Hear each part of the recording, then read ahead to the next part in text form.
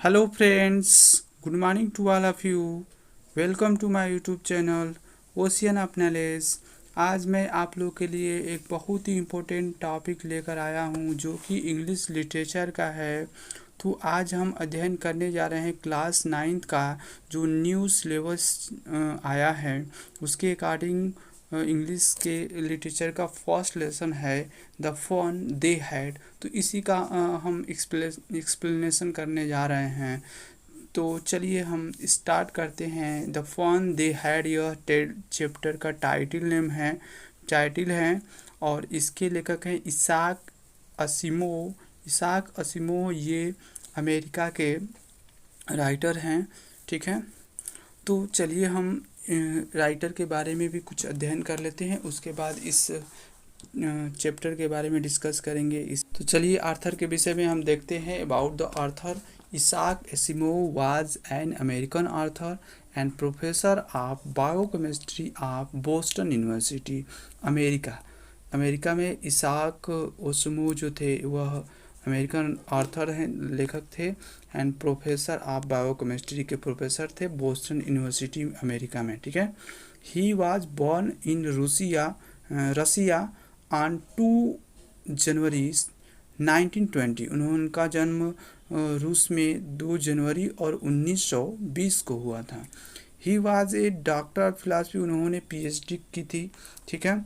He wrote science fiction in great bulk, उन्होंने बहुत अत्यधिक मात्रा में साइंस फिक्शन लिखा है, ठीक है ना, साइंस फिक्शन स्टोरी लिखे उन्होंने।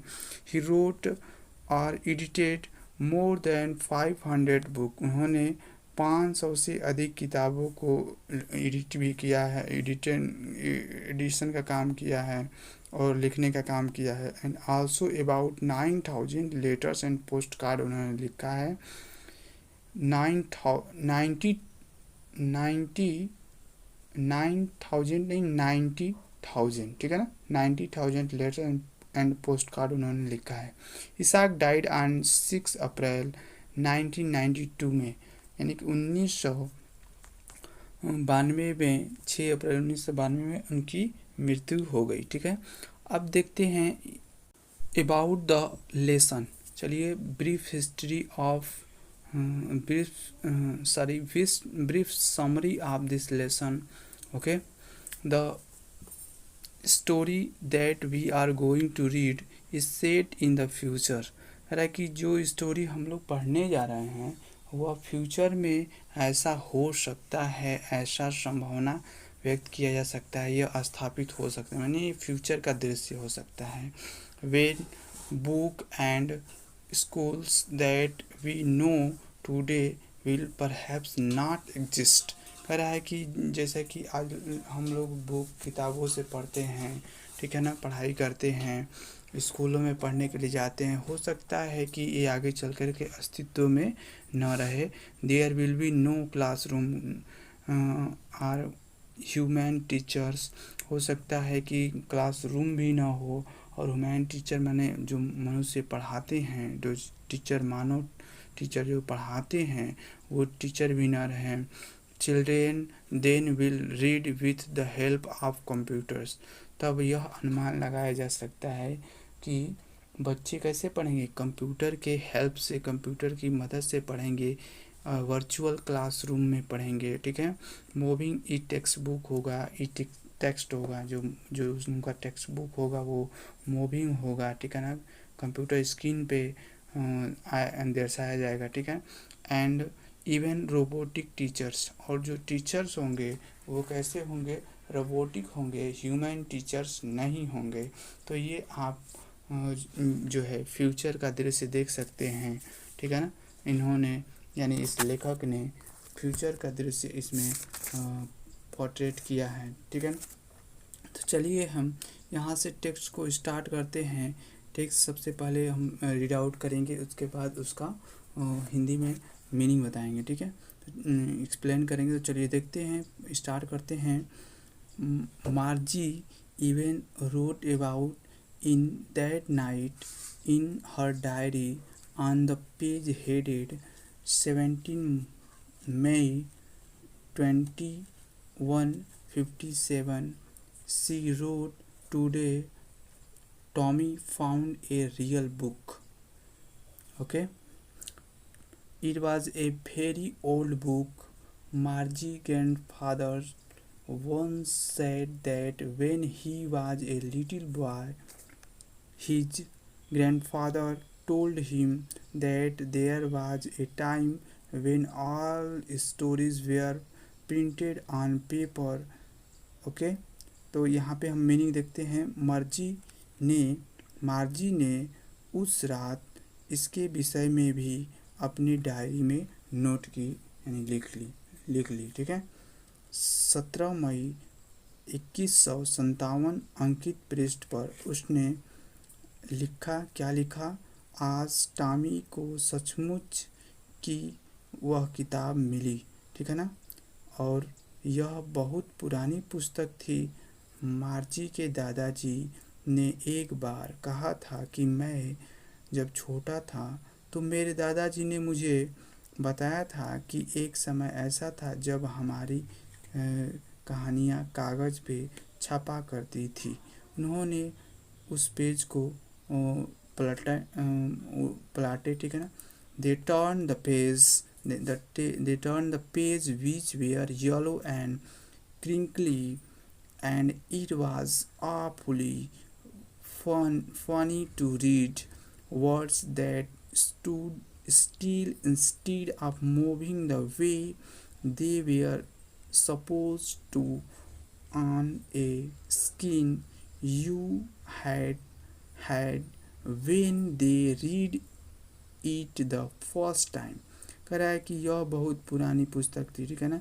उन्होंने उसे पलटा, उसके पेज को पलटा जो कि पीले और मुड़े तुड़े थे। ठीक है ना। और उन शब्दों की पढ़ा जिनको आप जानते हैं, जो कि स्क्रीन पर उस प्रकार चलते हैं जैसा कि सोचा जाता है। इस स्क्रीन पर मूविंग करते रहते हैं। पढ़ना बहुत अजीब था, और जब वे फिर से पिछले पेज पर गए तो उस पर वे ही शब्द थे जिन्होंने पहली बार पढ़ा था। यानी कि पहले पेज पर जो चीज़ें लिखा गया था दूसरे पेज पे भी वही चीज़ देखने को मिला। ठीक है ना। तो चलिए आगे देखते हैं। जी said Tommy, what waste did you are through with the book?